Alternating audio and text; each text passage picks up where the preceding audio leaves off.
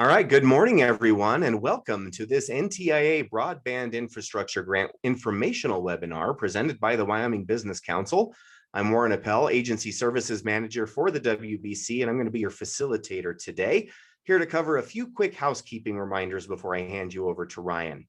Attendees are invited to submit written questions using the Q&A function on the webinar toolbar.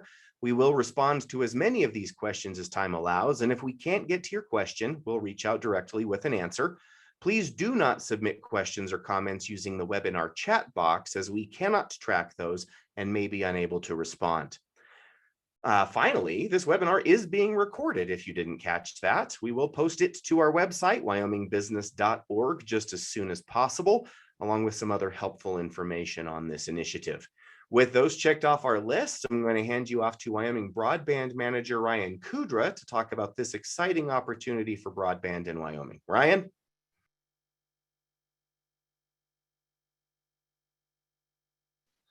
Hey, awesome. Thanks so much, Warren. Welcome, everybody. It's a pleasure to be here, and hope we can get some information passed along. As most of the folks involved in the industry are aware, the NTIA was handed broadband opportunities moving forward. That's where we're moving today. The other agency, or another section of the agency, is Broadband USA. So you'll see that they will, a lot of the slides and stuff will be branded with Broadband USA. Not to fear it, that is a portion of NTIA, so that's not a problem. And of course, the Wyoming Business Council and how we'll move forward. So in the presentation on this is, we're going to start basically with the Broadband USA forms and kind of what is to be expected from the application as Wyoming hands it off to the NTIA, and what to consider. We're going to, as everything rolls forward, we're going to be following the rules and T&Cs from the Broadband Infrastructure Program as laid out by Broadband USA and the NTIA. This particular presentation and slides contained can be found on the Broadband USA website, and it is from June 6th. So if anybody wants to go look those up and look further into these slides, they are available there. But moving forward, the Consolidated Appropriations Act of 2021, of course, allowed the Broadband Infrastructure Deployment Grant. They are opting to be a competitive grant program application.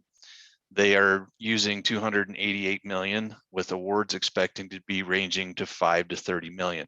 So that kind of sets our budget for the state grant application, specific around covered partnerships, and then competitively and technology neutral projects for the deployment of fixed broadband service in census blocks with at least one household or business that does not have access to 25.3. That's a very important statement on the last bullet, and we'll take a deeper dive into that as we move forward. So as it said before, they have $288 million, covered partnerships, covered broadband projects. And just to be clear, they are accepting applications through August 17th, 2021. Unfortunately, because of Wyoming making the application, we're going to request that information come sooner, but that's when we have to have the application for the state in to NTIA by. So qualifying broadband service, the download speeds for this program are not less than 25.3 and upload speeds of not less than, upload speeds not less than 3. So it folds right in well with the FCC requirements, folds well into Wyoming statutory requirements, and it must be able to deliver 25.3 simultaneous to every household in the eligible service area. So I see we have a question. Okay. Anyway, we'll run through that as we move forward. Latency sufficient to support real-time interactions, and latency is addressed specifically at the end of this bullet point at 100 milliseconds or below. Another key definition in this program is unserved.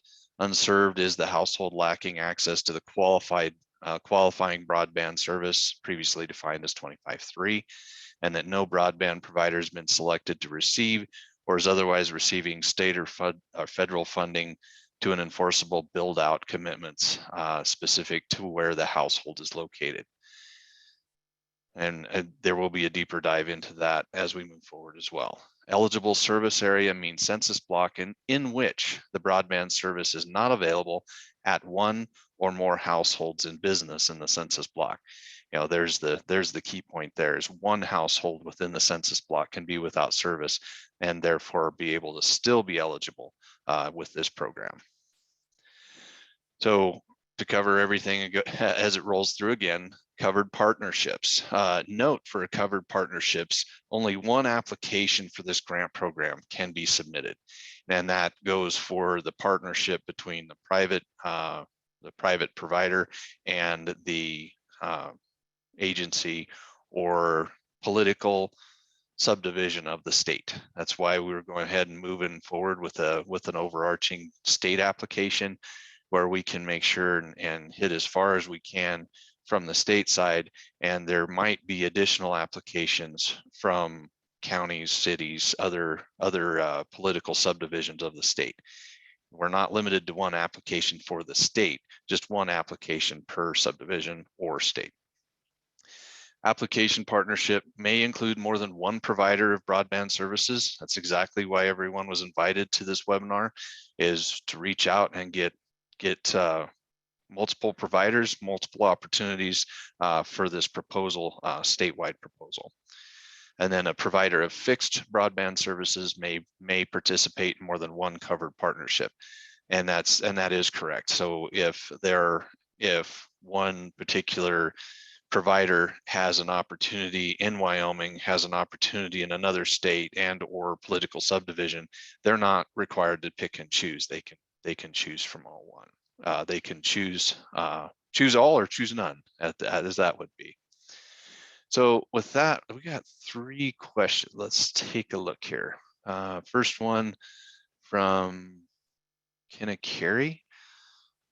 So any regulations, standards, and restrictions that would limit Wind River Range Northern Arapaho Tribe from being included and considered within this broadband Wi-Fi 5G cloud effort? This isn't going to restrict them. However, yeah, please reach out to me. And there are definitely other opportunities for Wind River and the tribes.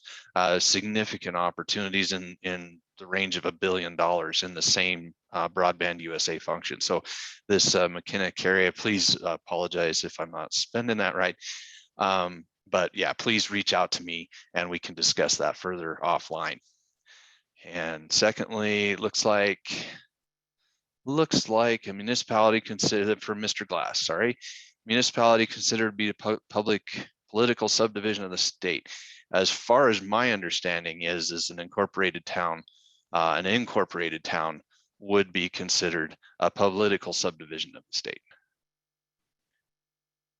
Mr. Wilcox, so this program has a lower threshold of 25.3 versus the ARP requirement of 100 over 100. Cannot leverage the funds. There's some difference to this. Is the 25.3, and that'll be further in this presentation, and as providers get into the application and the NOFO from NTIA, 25.3 is the threshold of where we want to build. The requirement to be delivered will be 100 over 20. So the solutions will have to be provided, even though the area where it's not covered by 25.3, the resulting solution for this program will be 100 by 20. ARP, you are correct. It does have a symmetrical requirement, but we can also step back that if it's not feasible technologically or financially, we can step that requirement back to 100 over 20 as well. Thank you for that. Hey, next one, another one from Brett Glass. NTI literature says the funds cannot be used where there's already federal funding. This appears to indicate that CAF2 funding would disqualify a location. Yeah, Mr. Glass, you're absolutely correct. CAF2, ACAM, RDOF, Connect, what was another one at USDA? There's, yeah, any federal funding. If there's been federal funding spent in a particular census block.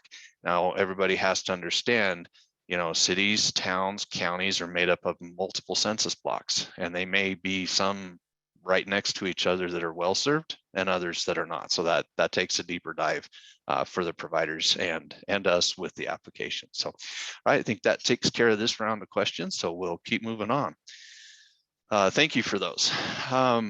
Funding priorities. So here's where the funding priorities from Broadband USA lie. The section 905D4 of the Act, and this gives the Assistant Secretary priority. So the first priority will be to provide broadband service to the greatest number of households as an eligible area. So again, on that census block, the greatest number of households in an eligible census block will then move that to the top of the priority list.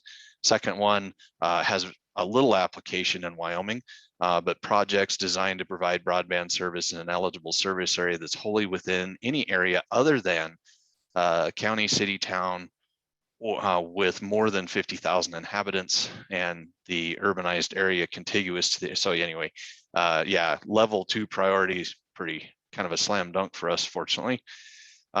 Projects are cost effective, prioritizing such projects in areas that are most rural.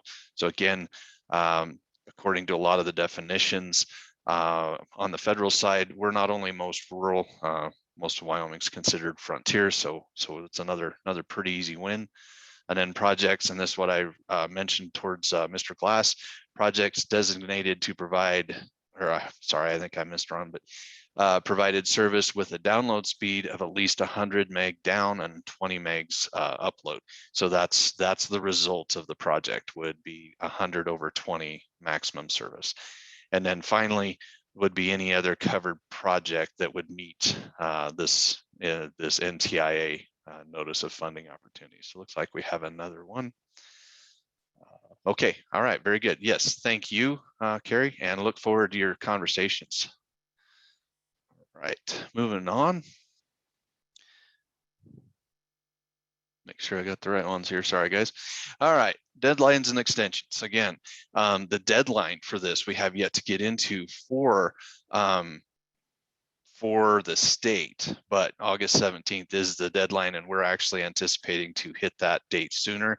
That's why we're going to have a fairly short window of application time. The covered partnership must expend the funds within 1 year after receipt. Second bullet point, the Assistant Secretary may grant an extension for certain broadbands. That is a hat tip towards supply chain issues that the industry is seeing right now. So, sorry.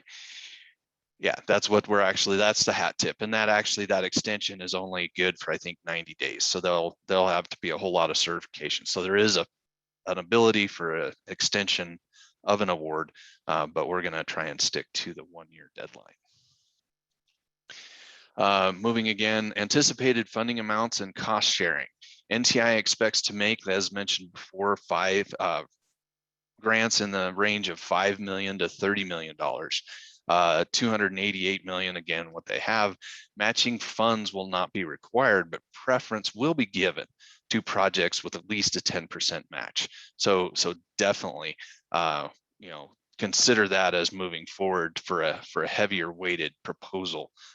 If providers can include a match, that's going to help not only the providers application or proposal to the state, it will also help the overall state proposal to NTIA. Funding uses. This slide will be available on the informational page, wyomingbusiness.org/NTIA. Go there, and this slide will be available in the sub-recipient application form. But again, it's also in the June 6th presentation from NTIA. Anyway, moving on. The covered partnership may use the grants to fund the cost of construction, improvement, acquisition of facilities, equipment, and required to provide qualifying broadband service, 100/20, including infrastructure for backhaul, middle mile, and last mile networks. So again, that's a clear picture, tip to tail, from beginning to end. Number two, this does cover the cost, unlike some other programs, does cover the cost of long-term leases for terms greater than 1 year for facilities required to provide qualifying broadband service, including IRUs. So in order to get the bandwidth where it needs to be, this proposal will allow for IRUs. And of course, cost of engineering, design, permitting, work-related environmental, historical, and cultural reviews. Personnel costs, those are listed out. Reasonable application expenses or grant preparation costs not in an amount to exceed. So 0.5 really points to the state on that. Imagine there'll be some expense putting it together, and we'll work through that as we go forward. Other allowable costs and necessary carrying out the programmatic activities award, not including ineligible costs. So that's what the biggest point here is points 1 through 4 for the providers. Ineligible costs comes here. You can't. One is a little bit off. It says covered partnership may not use grant funds to received under this program to purchase or support any covered communications equipment or service as defined in Section 9 of the Secure and Trusted Communication Networks Act. That is further resolved if reach out to the Broadband USA site, and specific for Broadband Infrastructure Grant, there are three different dates of Q&A that's covered in depth there. Profit fee, incremental charge above actual cost. So basically you can't mark up your own equipment you're buying for the project. Covered partnership may not use grant funds directly or indirectly to support or oppose collective bargaining, and that the provider of broadband service is not part of a covered partnership receiving the grant money, may not use grant money to repay any loans, may not use as collateral for any lender, may not use more than $50,000 of the grant amounts to pay for the preparation of the grant, pay for previously incurred administrative costs or previously purchased equipment or construction activities undertaken prior to the award, and then pay for the cost of providing broadband service to any locations that are used to meet FCC USF deployment obligations. So there's kind of the layout of what can be used for and what can't be used for. Compliance with environmental and historic preservation requirements. Felt this to be an important part of our presentation as well, because this was as an exact slide in the broadband and the Broadband USA NTIA presentation. So it will be looked at significantly as we move forward. Not to spend too much time on that, and finally getting down towards the evaluation criteria. So first at 30 points is project purpose and benefits. So 1 would be the level of impact to the proposed service area, and 2 would be the affordability of services offered. I think the level of impact is gonna definitely be the game changer in that category for moving forward, taking especially identified areas that are less than 25.3. Or potentially completely unserved, and being able to reach them. Second would be project budget and sustainability at 30 points, reasonableness of the budget, sustainability of the project, not just today, but for tomorrow, and then leveraging of non-federal resources. That's a nice way of saying match. So any match proposals would be considered there. Project viability, technical approach and related network capacity and performance, and then finally applicants' organizational capability. Inside, and to speak to that specifically, technological approach, of course, fiber is still king, will remain so in this industry for times to come. That will gain significant points, but we all understand it's 1 year and awards won't come out until November. So that might be a limiting factor in some aspects. But it can still be done as Wyoming was able to prove last year. So keep that in mind. Fiber's still king, and these guys recognize that in their weighting system. And then finally, applicants' organizational capability. Within the next slides, you'll see why that's important. So moving forward, really felt it important for all of us to kind of take a review of this as well. Review process for the broadband infrastructure program. So the initial administrative and eligibility review of complete application process packets, high level NTIA based review is the first step. Merit review applications satisfying the initial review will be evaluated by at least 2 objective reviewers who have demonstrated expertise in the programmatic elements of the grant program. They will be 1 scored independently based on NOFO evaluation criteria on a scale of 1 to 10. It's a go, no go window.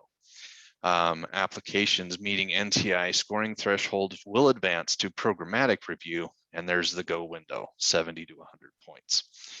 So merit review, I will make a little public announcement, if you will, for NTIA. If you're out there on their site, they do need merit reviewers. So if anybody listening or anybody in the industry that has experience would like to review for any of the programs at NTIA specific to this second merit review, please reach out and they'll apply. Great folks at the NTIA will get you ran through, and maybe you can help out pushing broadband across the country. Finally, third is programmatic review. So then at that point, NTI will prioritize its review of applications that qualify for funding during the merit review based on funding priorities outlined in the NOFO. NTIA will then use available data from the FCC 477 for validation of proposed service areas as eligible. That's a good point.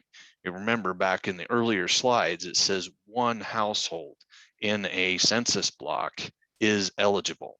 So as we go into these areas, and we all know they exist across this state, that those single points inside that census block, make note that we really need to present that, saying this is why we feel it's important, because we know that these folks are not being served.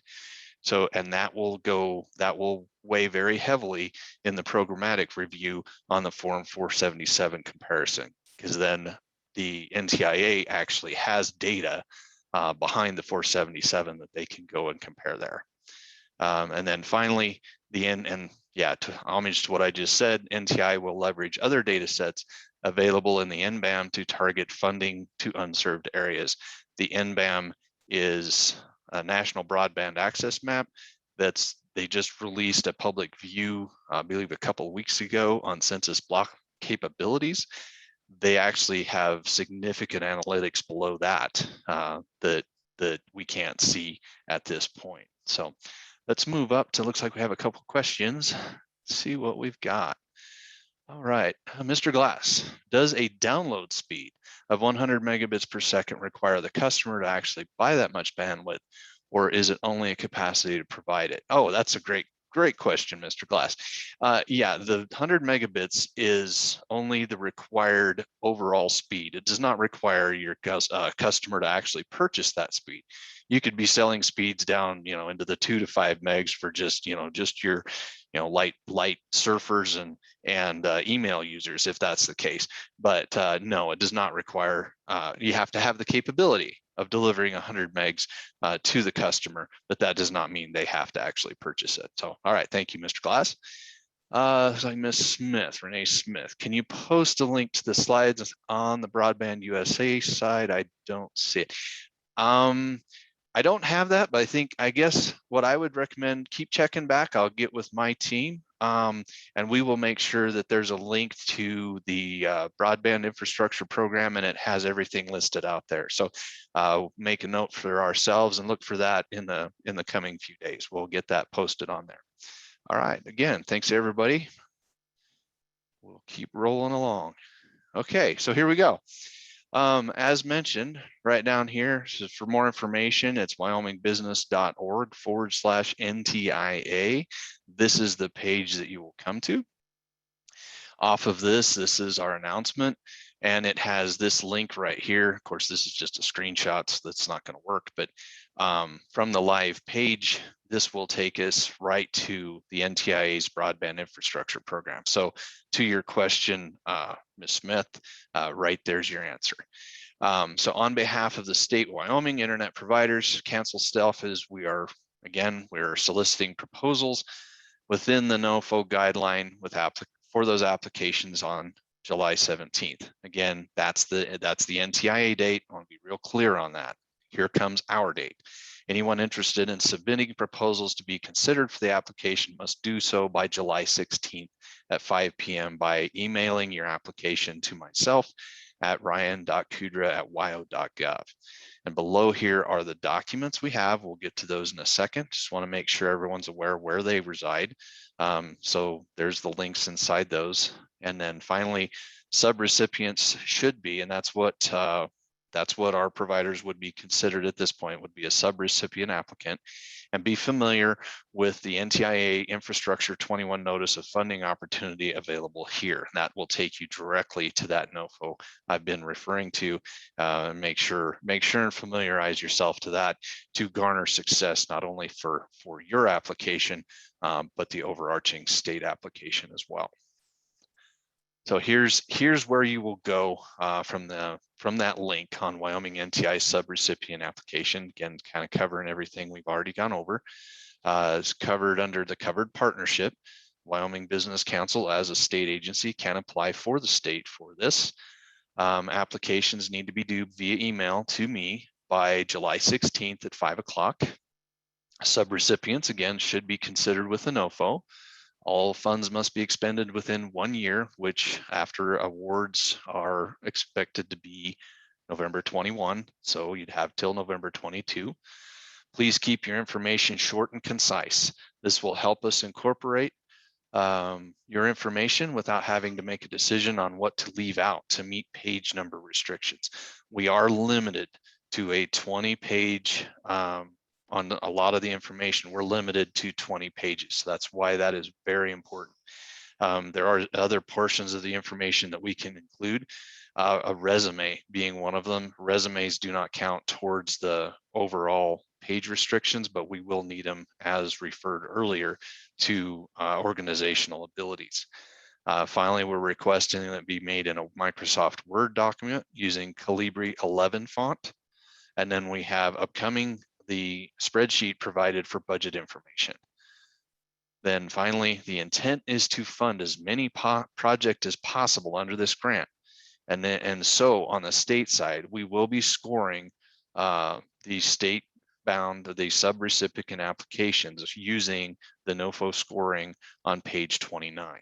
So again, that lives in this NOFO program on the scoring part of it. That's the exact scoring that we're going to be utilizing as well. And just to make homage to the match, that will be priority. And then finally, NTIA subrecipient budget form. Here's our budget form. Pretty normal. Again, this one doesn't work, but there's formulations and calculations built into this, and use that to fill out your budget so we can include it in ours. And I believe that's about all I have to say right now. Looks like we have, okay, we've got one more question from Greg Worthen. Mr. Worthen, what is considered matching? In-kind, labor, only cash?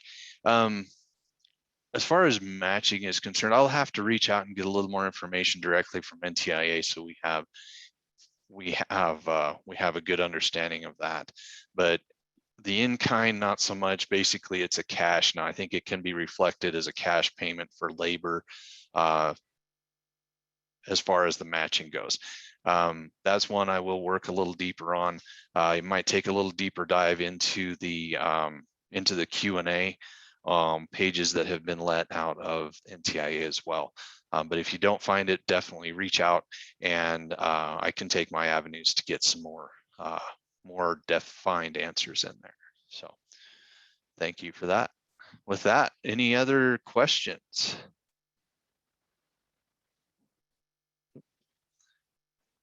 All right. Well, seeing none, I want to thank everybody for their time this lovely Friday morning, and look forward to the applications. And yeah, absolutely don't hesitate to reach out with any questions or thoughts you may have as we move forward. Look forward to reviewing everybody's applications and seeing what we can get done moving forward.